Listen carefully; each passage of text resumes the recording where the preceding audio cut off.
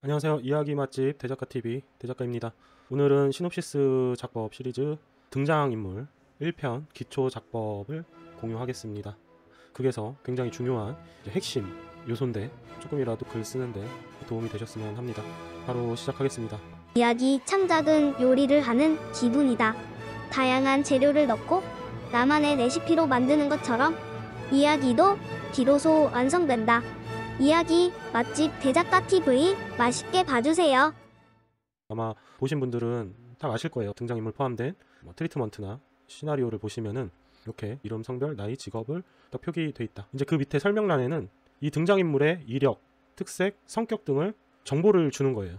왜냐면은 보통 완성된 극을 보는 사람들은 이제 충분히 이 인물을 알 수 있지만 글로 우선 시놉시스 상태의 줄거리를 볼 때 이 등장인물이 어떤 인물인지 사실 바로 파악하기가 힘듭니다. 그래가지고 등장인물을 사전에 읽는 독자에게 정보를 주는 거예요. 그래서 줄거리에는 이 인물에 관한 내용은 작성하시면 안 됩니다. 뒤에도 설명하겠지만 이 등장인물에 관한 어떤 정보나 내용들은 여기서 이 등장인물 내에서만 딱 정보를 줘야 됩니다. 가장 널리 보급되어 있는 홍길동을 예시로 들었습니다. 그래서 이걸 빗대보면 이름 홍길동, 성별 남, 나이 38세, 직업 의적. 정보가 맞는지 안 맞는지는 몰라요. 그냥 제 뇌피셜로다가 그냥 예시로서 적은 거니까 이렇게 이제 설명들을 적는 거죠. 저도 아직 이 부분이 많이 어려워요. 이렇게 이런 것들을 넣으라고 하는데 굉장히 어렵고 또 이 정도로 쓰는 경우도 있고 더 길게 쓰는 경우도 있고 내용이 세세하게 나열된 그런 것도 봤습니다. 2페이지 분량의 등장인물도 본 적이 있기 때문에 그거는 또 상황에 따라서 다른 것 같습니다. 보통 단막극 같은 경우는 그렇게 길진 않고 핵심적인 부분만 설명해 놓고 끝을 맺습니다. 이 줄거리를 제대로 전달받으려면 이 정도의 어떤 정보는 알고 가야 한다라고 했을 때는 뭐 조금 더 길어질 수 있겠죠. 그때그때 작가의 역량이라고 보시면 됩니다. 후덕. 그래서 보면 병조 판서 홍상제 어쩌고 저쩌고 저쩌고 저쩌고 저쩌고 저쩌고 저쩌고 저쩌고 그래서 보면은 뭐 누구 어디 출신인지 이제 신분 뭐 상황이라든지 뭐 이런 특색들 이렇게 무시를 당했다, 차별과 무시를 당하면서 그래도 올곧은 마음으로 이 홍길동의 성격을 알 수 있겠죠. 정보를 주는 거죠. 이제 한 10대 후반 되니까 이제 머리가 컸을 거 아니에요. 철이 좀 들었겠죠. 그 도탄에 빠진 백성을 구하고자 세상에 홀로 나가 팔도를 떠돌며 의족 활동을 자처한다. 이제 뭔가 이 나라가 개판이구나 뭐 이런 것들을 좀 어렴풋이 알 수 있겠죠. 그래서 훗날 활빈당의 당주로 거대한 세력을 형성하고 백성을 대신해 타락한 조정에 맞서 싸운다. 이런 큼지막한 이 캐릭터, 이 등장인물의 이력, 특색, 어떤 성격 등 정의롭고 뭐 이런 환경에서 태어났지만 이 친구는 마음이 삐뚤어지지 않고 백성들을 가엽게 여겨서 의족 활동을 하는구나. 뭐 이런 어떤 내용들이 그려지죠. 워낙 또 뭐 유명한 캐릭터이기 때문에 이 정도만 나열을 해도 뭐 어떤 캐릭터인지 등장인물의 어떤 그런 것들이 느껴지죠. 그만큼 우리 등장인물도 그런 정보들이 전달이 돼야 한다. 이 등장인물을 쓸 때 그런 얘기입니다. 뭐 예시니까 후덕. 꼭 필요한 설명 아니면 묘사하지 말 것. 등장인물은 이 앞으로 나올 줄거리하고 연관성이 있어야 돼서 그런 것들을 생각해서 필요한 설명만 넣고 너무 세세하게 묘사하지 말라는 거예요. 그런 것들은 굳이 줄거리에 크게 묘사하지 말자. 형식은 정석대로 등장인물은 왼쪽 정렬. 이거를 강조하시더라고요. 찾아보시면은 작가마다 가운데 정렬을 하는 경우도 있고 오른쪽 정렬을 하는 경우도 있고 스타일이 다 달라요. 그러니까 예전에 제가 이 교육원 가기 전에 한창 혼란스러웠던 게 그거였어요. 시놉시스나 시나리오를 찾아보면 이게 막 다 달라. 이게 막 다 달라 쓴 게 스타일도 다 달라. 그러니까 아니 뭐가 있지 않나? 아예 모르니까 뭐가 이렇게 있을 것 같은데 정형화된 이런 어떤 형식이 거라고 막 생각을 해서 찾아보면은 이분은 이렇게 쓰고 이분은 이렇게 쓰고 다 다른 거예요. 그거는 기성 작가들 스타일인 거죠. 각 그 작가별로. 이제 지망생 입장에서는 그걸 따라해도 사실은 상관은 없어. 상관은 없어. 그거 뭐 저거 했다고 뭐 크게 저거 하진 않을 텐데 그래도 이 작가 쌤이 말씀해 주신 거는 정석대로 하자. 그러니까 양식의 정석은 등장인물은 왼쪽 정렬이다. 왼쪽 정렬이다. 그렇게 생각하시면 될 것 같아요. 우리 흔히 많이 보는 이렇게 왼쪽으로 정렬해서 착착착착착 이렇게 쓰는 거. 그게 또 제가 또 어디서 봤는데 가독성이 뛰어나다고 합니다. 이 가운데 정렬을 하면은 앞에 읽는 열이 들락날락 하기 때문에 찾아야 되잖아요. 눈으로. 그러니까 왼쪽으로 따라라락 정렬하는 게 쭈르륵 갔다가 다시 왔다가 읽기에 가독성도 더 좋기 때문에 우리는 시키는 대로 왼쪽 정렬을 해서 쓰시길 바라겠습니다. 등장인물은 소개 너무 추상적인 표현은 안 된다고 하셨거든요. 이게 또 어려운데, 그러니까 쉽게 말하면 눈에 보이는 걸 써라. 눈에 보이는 거. 항상 강조하지만 이 시놉시스 시나리오는 눈에 보이게끔 써야 됩니다. 이 뭐 문학 소설이 아니기 때문에 그 느낌, 뭐 이런 추상적인 이런 표현들은 되도록 자제해야 한다. 그래서 눈에 보이는 걸 써라. 줄거리에는 쓰면 안 돼요. 이미 등장인물이 여기서 다 소개를 하고 넘어가는 부분이기 때문에 줄거리에는 쓰면 안 됩니다. 다시 중복되는 거죠. 그리고 캐릭터 이름은 장난스럽지 않게 격이 떨어질 수 있다라고 하셨습니다. 그러니까 참 특이한 이름들도 많이 볼 때가 있죠. 요거는 제 이제 뭐 뇌피셜인데 그게 특성에 맞는다면 예의가 있을 수도 있다고 생각합니다. 뭐 예를 들어서 이 왕초라는 드라마 있어요. 시대극 중에서 굉장히 좋아하는 작품인데 이 왕초에 보면은 보통 주인공이 뭐 멸치, 왕초, 뭐 또 맨발, 또 뭐 앵무새, 발가락, 도끼 다 그런 이름이야. 제대로 자기 이름이 없어. 그건 이제 또 그 등장인물들이 가진 어떤 배경 때문에 그렇죠. 보통은 버려지거나 제대로 이제 이름을 짓지 못했기 때문에, 또는 그때는 막 이렇게 대충 막 지어야 막 이름들이 명이 길다. 뭐 이런 얘기도 있었던 시대이기 때문에 그래서 막 되게 재밌습니다. 그리고 뭐 도둑들 같은 경우도 뭐 그런 예명들이 있죠. 본명이 나오나 모르겠네. 기억이 안 나는데 거기서 다 예명으로 불리잖아. 도둑들끼리.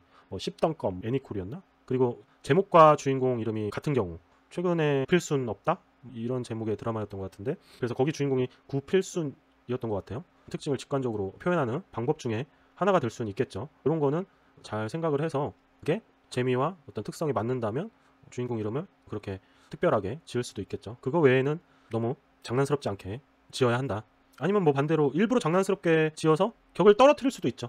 코믹한 이런 캐릭터들은 뭐 일부러 격을 떨어뜨릴 수도 있는 거죠. 그게 이제 그게 특성하고 맞는다는 얘기죠.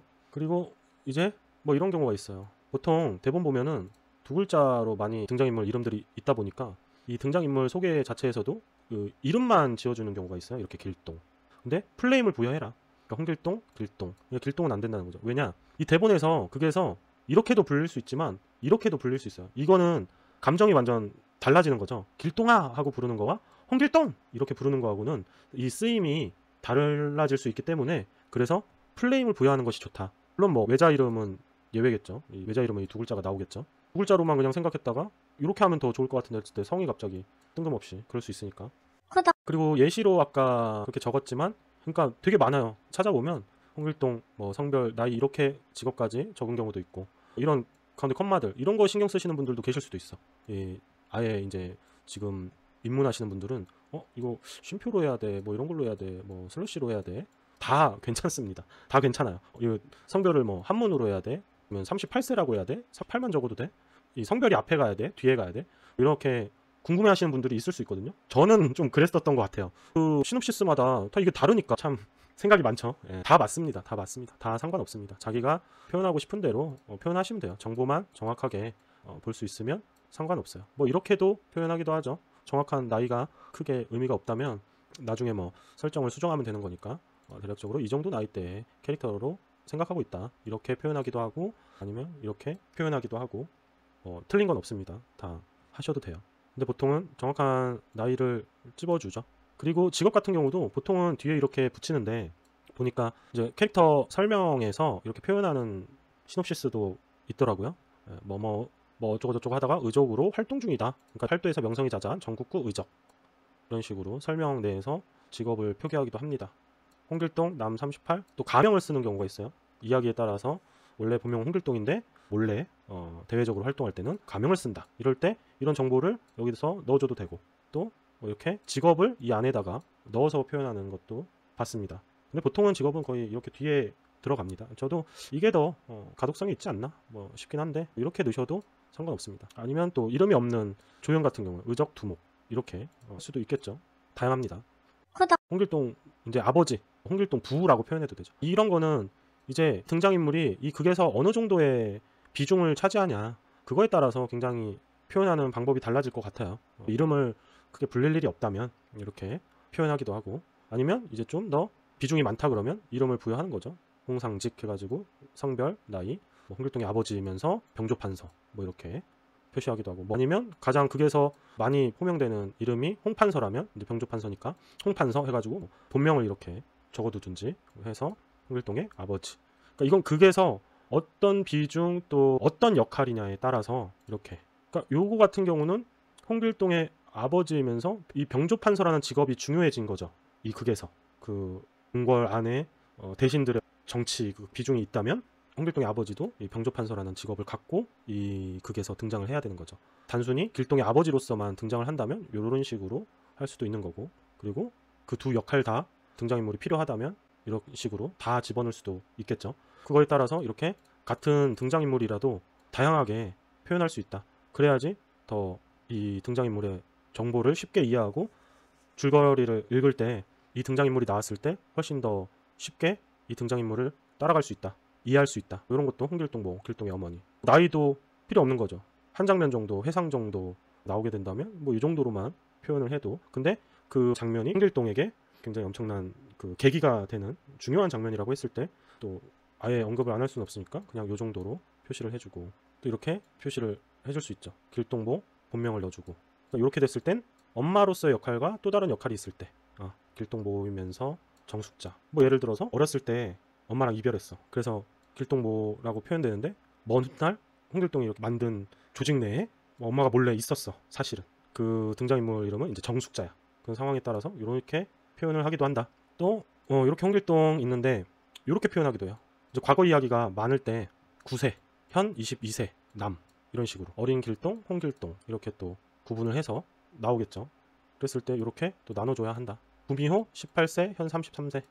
또 이렇게 표시하기도 하죠. 18세에서 33세. 이게 쓰임이 달라요. 두 개가. 그 쓰임에 대해서 얘기를 해드리면, 그러니까 18세부터 33세는 중간 얘기가 있을 때, 이 사이사이 기간에도 중간 얘기가 있을 수 있을 때 이렇게 표시를 하는 거고, 그냥 건너뛰어 이 18세의 이야기가 좀 나오다가 바로 현 33세. 요거는 이제 중간 이야기가 없을 때겠죠. 없고 과거 얘기가 좀 나오다가, 아니면 이것도 현재 시점일 수 있죠. 18세부터 시작되는 이야기일 수 있죠. 그거는 이제 어떻게 이야기의 시점을 잡느냐에 따라서 18세가 되다가 20년 후 뭐 이런 식으로 세월이 점프했을 때, 그럴 때 이렇게 또 나온다. 그리고 보통은 지금 상황과 정반대 캐릭터, 과거엔 이랬는데 어떤 상황을 만나 현재 이렇게 됐다. 그럴 때 주로 이런 방식을 쓴다고 합니다. 그냥 뭐 흘러가서 뭐 오는 경우도 있겠지만 어렸을 때와 중년이 됐을 때 등장인물이 굉장히 다를 때, 그럴 때 이런 등장인물 설명을 쓴다고 합니다. 그래서 등장인물 순서는 주인공이 가장 자주 마주치거나 현재 부딪히는 주인공과 그걸 이끌어가는 인물 중이죠. 어떻게 보면 주조연, 조연 이렇게 순서대로 하시면 될 것 같습니다. 이제 등장인물의 비중이 적어지면 적어질수록 그 설명 또한 단순해지고, 아예 뭐 개 중에는 설명 없이 그냥 이름, 뭐 나이, 직업만 있는 경우도 있어요. 오늘 등장인물에 관한 기초적인 정보들을 공유해봤습니다. 저는 이제 기초 작법이라고 이렇게 정해봤는데 1편이고요. 2편은 꽤 걸릴 것 같습니다. 막 시작하는 입문자분들은 기초적인 내용을 한 번은 전체적으로 해놓고 하는 게 그 입문자분들한테는 도움이 될 것 같아서, 일단은 줄거리, 대본까지 기초적인 거 한 번씩 한 다음에 다시 이 등장인물로 돌아올 테니까 기다려 주시고요. 이런 내용들 조금이라도 도움이 되셨으면 좋겠고 좋은 글 쓰셨으면 좋겠습니다. 아예 모르셨던 분들은 이런 기초적인 것들 그래도 알고 쓰시면 조금 막막했던 부분들이 좀 낫지 않을까. 제가 처음에 그랬던 것처럼. 그래서 공유하는 거니까 한 분이라도 제 영상으로 도움 되셨으면 좋겠습니다. 감사합니다. 다음 시간에는 시놉시스 작법 시리즈 줄거리 1편. 지금까지 영상 봐주셔서 감사하고요. 다음 시간에 뵐게요. 어릴 때부터 상상하는 걸 좋아했어요. 꿈은 아직 멀리 있지만 앞으로 헤엄치는 물고기는 아름답게 자라는 법이래요. 이야기 맛집 대작가 TV 단골이 되어주세요.